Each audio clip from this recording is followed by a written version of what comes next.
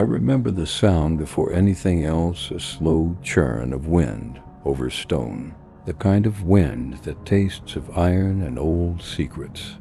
My name is Thomas Sebold, though out here that feels less like a name and more like a note pinned to a coat I no longer wear. In September of 2012, I stepped beyond the last road in northern Alaska, past the gates of the Arctic, where the world tilts toward nothingness.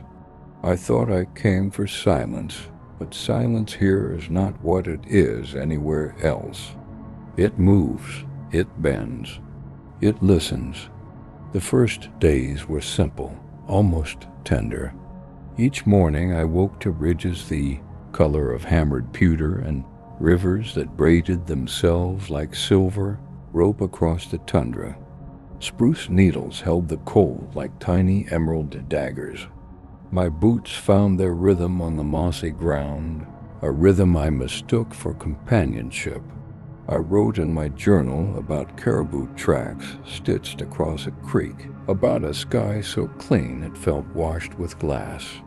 I believed that my years of survival training fire from wet bark, shelter from snow, were enough to map this wilderness. I was wrong. The land does not care for maps. Nights arrived like a slow tide of ink. Sometimes the moon, threw copper light across the Brooks Range and the mountains, seemed to breathe. Other times the dark came down thick as bare hide. On the 10th night, I stayed at an old cabin the locals called the Cyber House, a crooked structure of timber and forgotten stories. I cooked salmon until its skin blistered and crisped, the smell sweet and defiant in the cold. I slept as though the forest held me. But near dawn I woke to a sound that did not belong to frost or fox or wind. A long, hollow knock, deliberate as a heartbeat against the door. I froze. A second knock followed, slow, patient, heavy enough to stir the dust from the rafters. My first thought was a hunter from Kobuk, maybe lost or injured. I called out, voice brittle.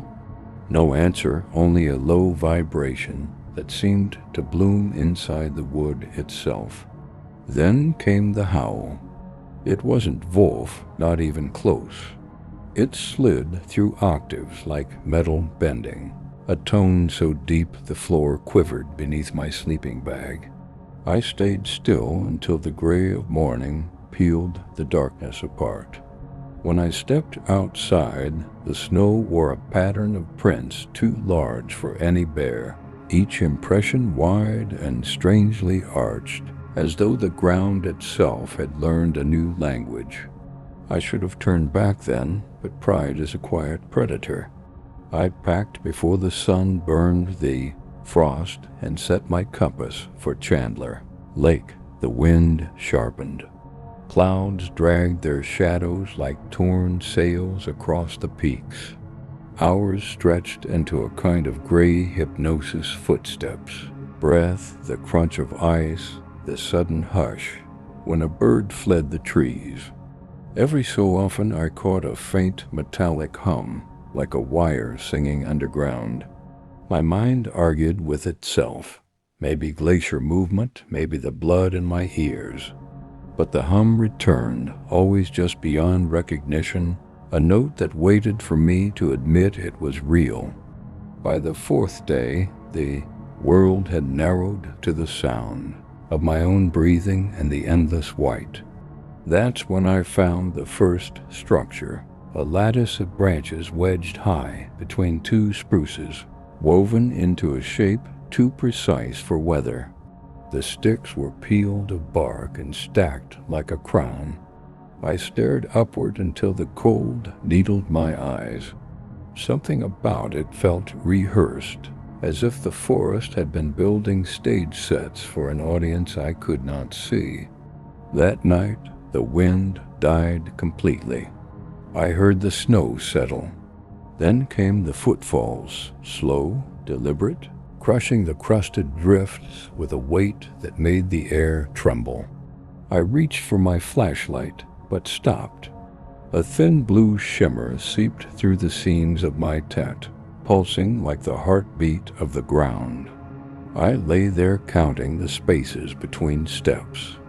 When I finally dared to look, the beam caught only a wall of drifting flakes, but in their restless dance I thought I saw a shape, tall and unmoving, a silhouette stitched from the dark itself. Sleep never came. At dawn, my trail from the day before was gone, erased as if the snow had been combed smooth by something larger than weather. My compass needle wavered, trembling north, then east, then north again, as if magnetized by a phantom pole. I kept moving, faster now, the lake my only anchor. Every ridge I climbed revealed another that looked exactly the same, a hall of mirrors made of stone and cloud. Once, in a hollow of ice, I found tracks again, each print the size of a dinner plate, edges clean despite the falling snow.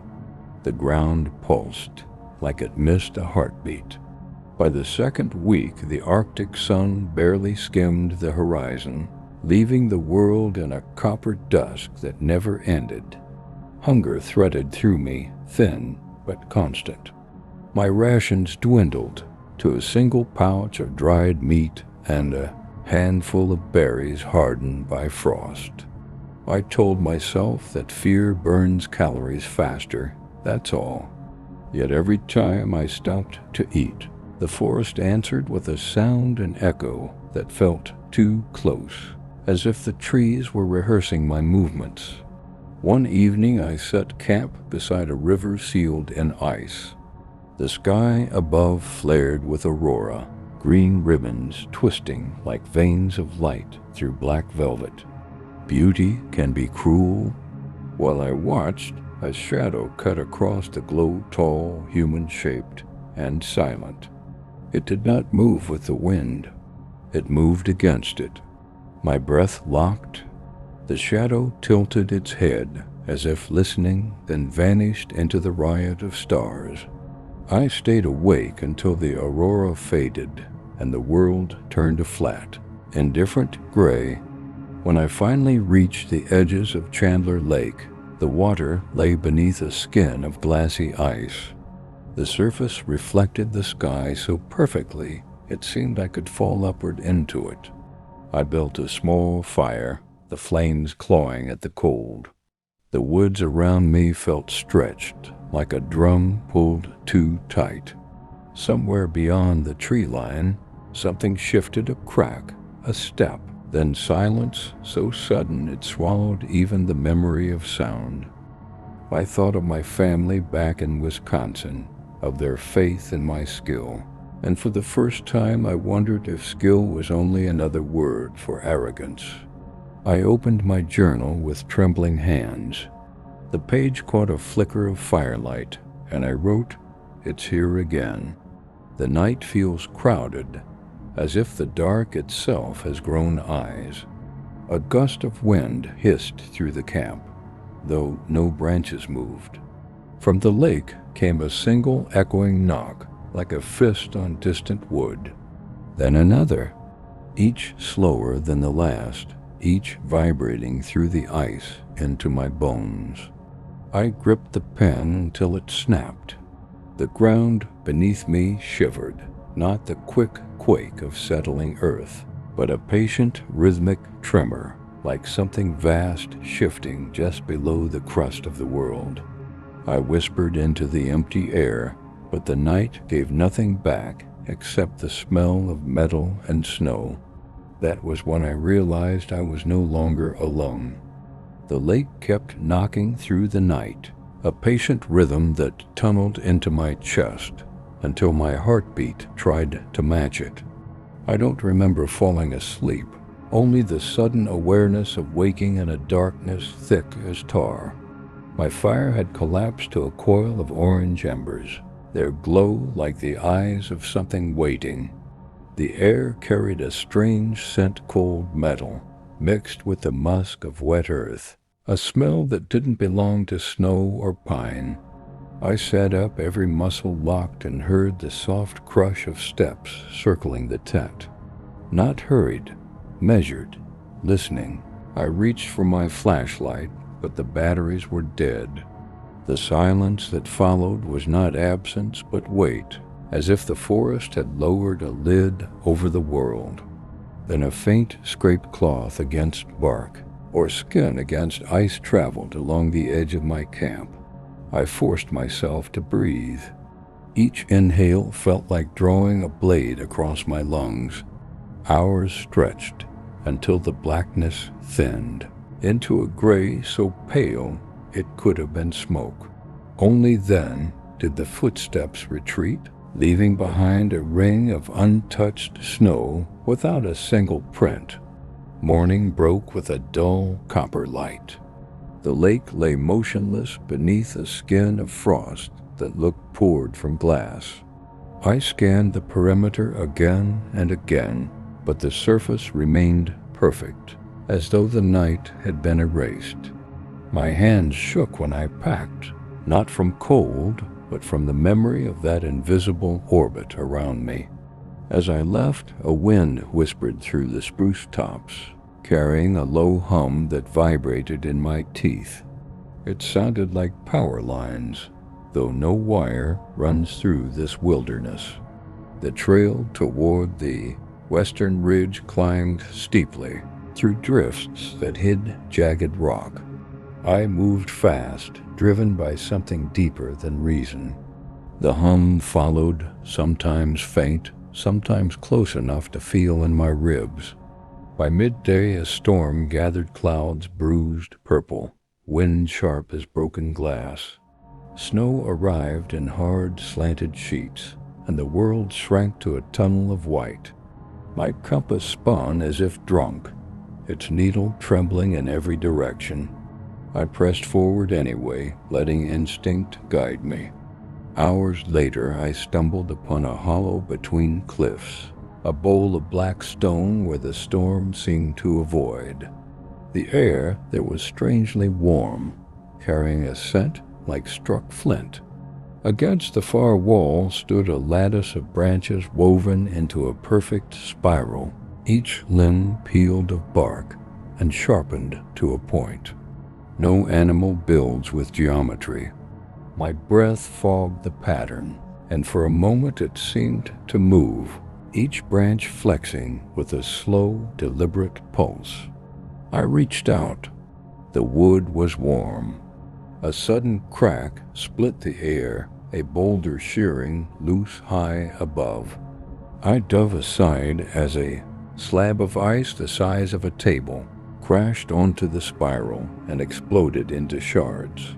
The sound ricocheted through the canyon like a bell struck in anger. When the echoes faded, the hum was gone. But I felt watched. Not the vague sense of a hunter shadowing prey, but the certainty of a gaze pressing between my shoulder blades. I climbed out of the hollow and didn't look back. Nightfall came fast. I found a shallow cave veiled by roots and snow and crawled inside. The walls were slick with moisture, smelling of minerals and something faintly sweet, like fruit left too long in the sun. I lit a single candle and wrote by its thin flame, "Something is following me. It waits for me to notice." The forest is too quiet. The air tastes of iron and storms. My handwriting shook across the page, a frantic topography of fear.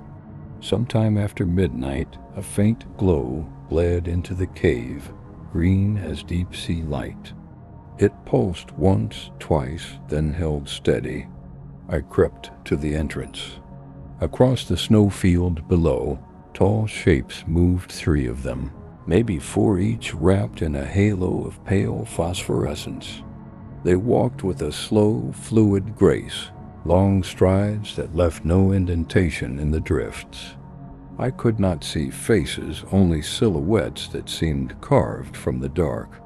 One paused and tilted its head toward me. I ducked back, heart pounding so hard it shook the candle flame into a shiver. The glow faded, but a new sound rose, a low vibration that rattled the stones under my palms. It felt like standing on the deck of a ship while something vast churned beneath. The candle died. For a long while I crouched in blackness, listening to a rhythm that was almost music, almost breathing. When dawn bled thinly over the ridge, I found fresh snow outside the cave unmarked, except for a single track at the entrance. It was a print unlike any I've seen, 4 toes splayed wide, each ending in a blunt, human-like tip, the arch deep and narrow. I pressed my boot beside it. The print dwarfed mine by half again.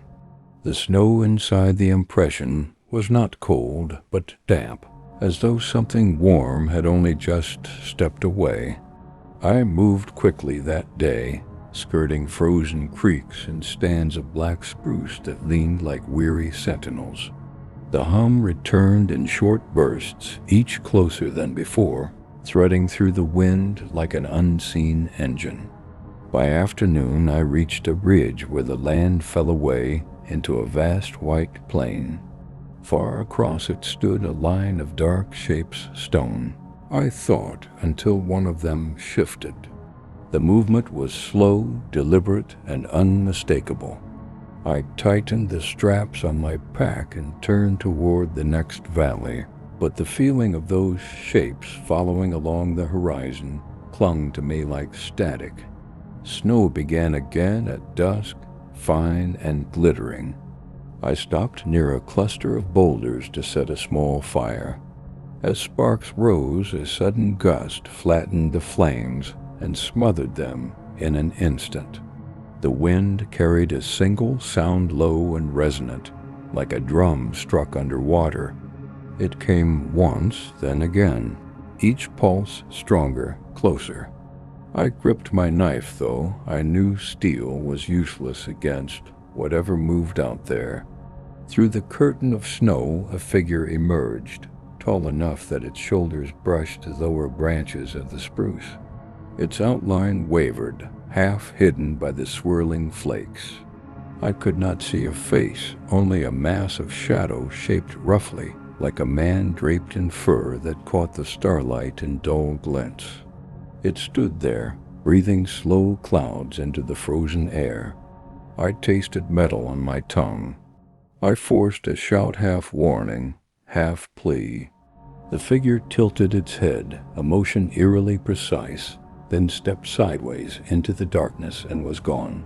No branch snapped, no snow shifted. Only the echo of its breath lingered, a thin mist dissolving into the night. I didn't sleep. Instead, I watched the tree line until the sky began to pale. Each minute stretched so long, it felt like the earth itself had stopped turning. Somewhere out there, beyond the veil of spruce and storm, something waited for me to keep moving. The morning brought no warmth, only a bleached horizon that looked carved from bone. My legs ached from the sleepless night, but stopping felt more dangerous than moving. Each breath left a thin vapor that hung in the air too long, as if the cold itself wanted to memorize me. I tightened straps on my pack and followed a narrow draw that sloped toward the lowlands, every step sinking into powder that sighed like muffled applause. The forest around me had changed. Spruce trunks leaned at impossible angles, their bark scored with claw marks that curved like a language I couldn't decipher.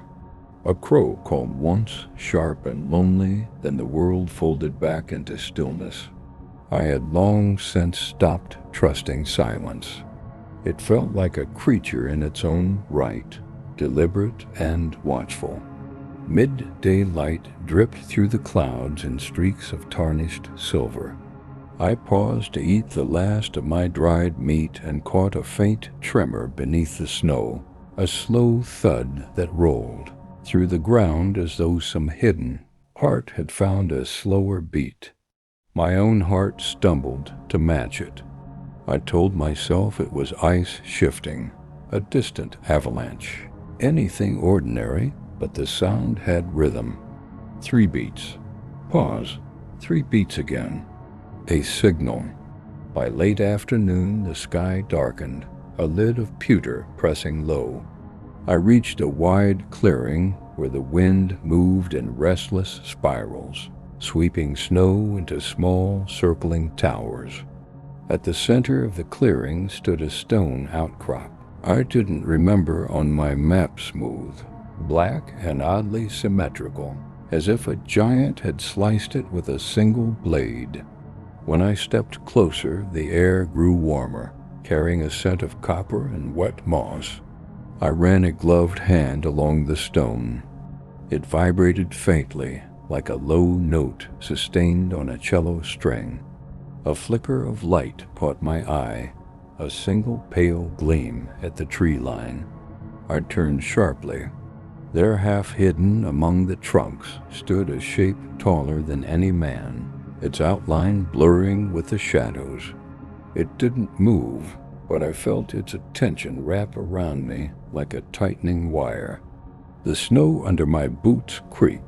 I backed away, pulse hammering, but the figure remained perfectly still until a gust of wind swept a veil of white between us. When it cleared, the figure was gone. Dusk fell like a slow bruise. I found shelter beneath a leaning slab of granite, a shallow alcove that smelled faintly of animal musk and damp lichen. As I struck a spark from my stove, the flame flared green for a heartbeat before settling into normal yellow. My skin prickled. I wrote in my journal with stiff fingers. Something knows my name without needing to speak it. I drifted in and out of uneasy sleep. At some point, a faint scratching pulled me awake. It came from above, a deliberate raking across stone. I held my breath. A second sound followed, soft, heavy, like a palm sliding across the rock ceiling. Snow sifted down in a slow curtain. Then a single whisper of movement at the cave mouth. Not footsteps, more like fabric dragged across frozen earth. I wanted to call out, but the voice inside me, old animal, said no. When dawn arrived, the opening was half blocked by a neat stack of branches arranged in a lattice I hadn't built. Each branch was stripped of bark, sharpened at one end, and pressed into the snow as if planted by careful hands. I stepped outside. No tracks, only those branches glistening with frost, standing like a silent warning. I pushed east, guided only by the memory of distant ridges. The day grew brittle and white, sun glaring off the snow until the world seemed to shimmer like hot metal. My shadow wavered and stretched, splitting at the edges until it looked like 2 figures trudging side by side. I stopped. The second outline stopped too, a fraction late. Later, while crossing a frozen creek, I heard the sound again, 3 slow beats rising through the ice. The water below remained solid, yet the vibration traveled through my boots and up my spine. My breath fogged the air in jagged bursts. On the far bank, a line of spruce bent simultaneously, though no wind blew. They swayed once, twice, then straightened like soldiers returning to attention.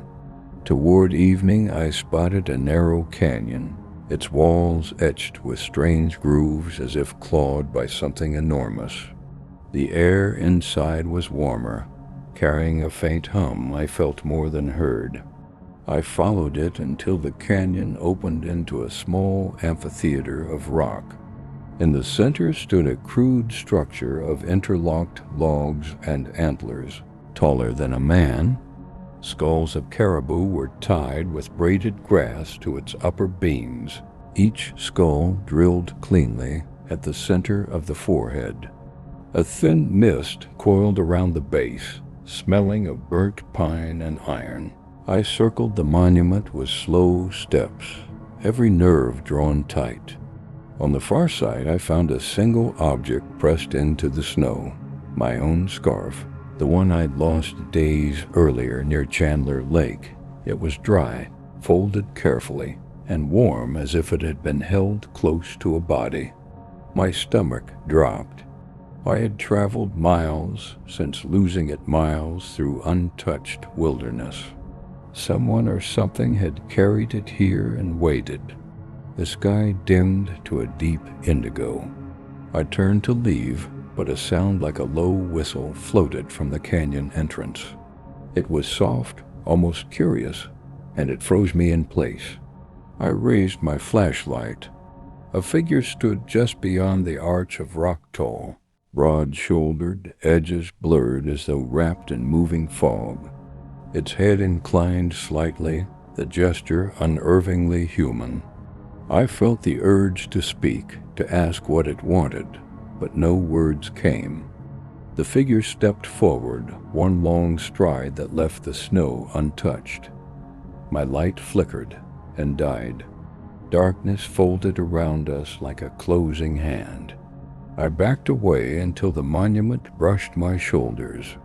A sudden gust spiraled through the canyon, carrying a whisper the first could not understand, a language built from stone and wind. My heart pounded so loud it drowned everything else. Then, just as suddenly, the presence receded. The hum faded. The night became ordinary again. I stayed there until the stars swam across the sky in cold rivers. At some point, exhaustion dragged me into a shallow, fevered sleep. Dreams came of shadowed figures moving beneath ice, of antlers dripping with frost, of a face I could never quite see, leaning close enough to share its breath. I woke to silence that felt scraped clean. At dawn, the monument was gone. Where it had stood remained only a ring of melted snow, perfectly round, steaming faintly in the Arctic cold. My scarf lay in the center, still warm. I wanted to run, but the wilderness offered no direction that felt safe. The ridge to the south looked nearest, so I climbed until the wind howled like torn canvas. From the summit I saw the vast valley below shimmering with a strange light green and violet, twisting like the northern aurora but denser, alive.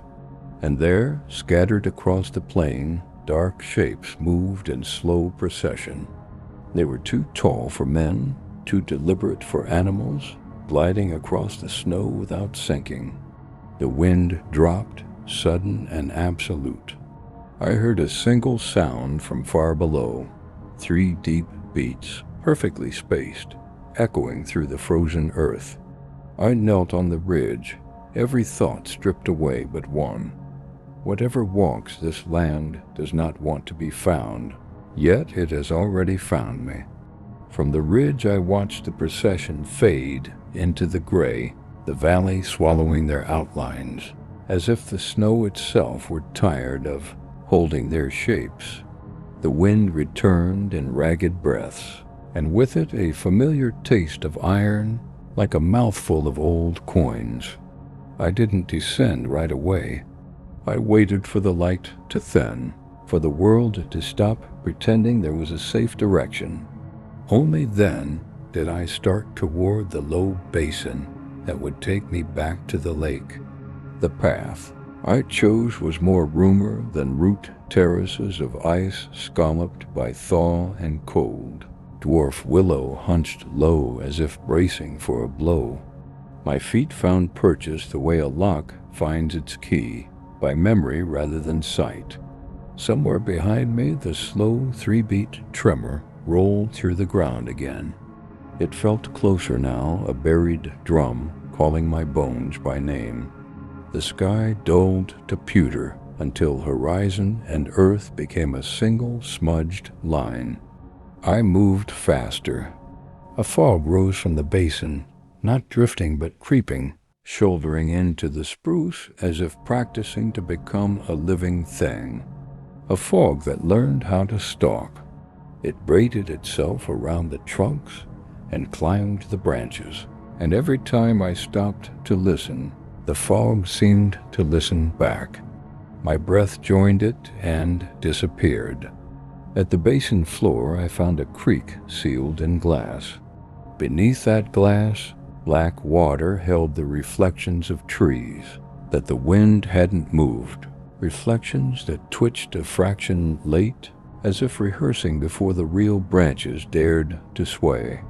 Midstream, the ice bulged upward in a perfect dome the size of a helmet.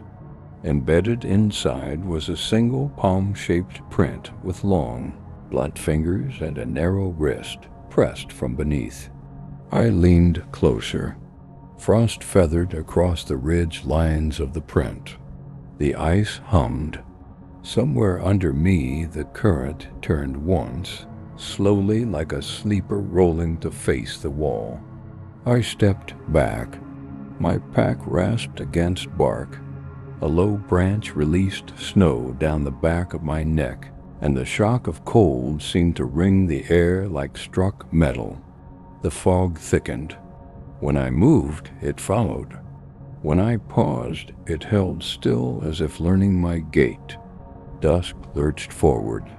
The basin tightened into a bowl of shadow, and the spruce arranged themselves like a jury. I found a shallow rise and cleared a space with my boot, built a small fire from twigs that snapped like brittle ribs. The flames chewed at the dark, and for a few minutes the night agreed to keep its distance. I warmed my hands and opened the journal to a blank page. My handwriting looked like cracked ice trying to hold together. South Ridge to Basin. Shapes on the plain. Procession. Drumbeat under the ground. Fog acting like it knows me.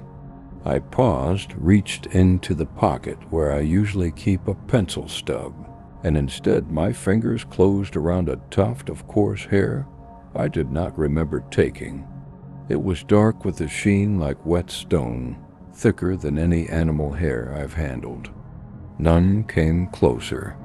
None raised arms. But the idea of arms lived there, an intention at rest. I remembered the ring of melted snow where the monument had been. I remembered the scarf, warm and cold air. The ground gave no beat. The lake offered no knock. It was only me and a possibility. I lifted my empty hands. "I will leave," I said. The words felt like stones in the mouth until suddenly they didn't. "I will leave, and you will be a story I cannot prove." The nearest figure inclined its head, a tilt measured in the language of glaciers. The fog above the tree line loosened into threads and drifted apart. I backed away step by step until the ice returned to its usual color and my weight hurt it less. At the shore, I crouched and wrote the last thing I could trust in the journal. If someone finds this, understand that I became smaller on purpose. The wind lifted the page corner and tried to read over my shoulder. The procession did not follow. I entered the trees, and the forest accepted me with the politeness it gives to animals that bleed heat. Hours later, minutes, my camp returned to view. The flattened bowl of snow, the memory of flame, the small dent where my body had taught the ground my shape. I set the journal on the center of that dent and the tuft of hair on top, a paper weight from the other grammar. My camera I wedged into the crook of a branch, lens pointed toward the shoreline, timer set to the generosity of chance. Evening arrived carrying no sound at all. Then, faint as moth wings against glass, The knocks began again from the far side of the lake. One. Pause. Another. A pause stretched long enough to question itself. The third did not come. The fog drew itself thin and disappeared into the tree line, leaving the lake bare as an eye. I zipped the tent and lay down with my coat still on, the journal replaced by a hand on my chest so I could prove to myself I was here. The cold climbed in careful, skillful fingers. A second sound rose distant, almost festive, the music of an engine that never needed gasoline. A network of wires that never had to be strung. My eyelids grew heavy, a compromise I did not remember agreeing to. Before sleep could finish its work, I reached for the journal again and wrote without looking. There are more than one tonight. The familiar call is outside the door. If warmth can be a hand, it is on my throat. If I sleep, it will be because the night asked nicely. The tent fabric bowed inward once, twice, then eased. A breath spilled through the zipper gap, warm as a shared secret, and the light behind the canvas dimmed to a hush I do not know how to describe. I closed my eyes because there are moments you can only see by not looking at them. Out on the lake, the third knock finally arrived, soft, careful, as if whoever made it didn't want to wake me.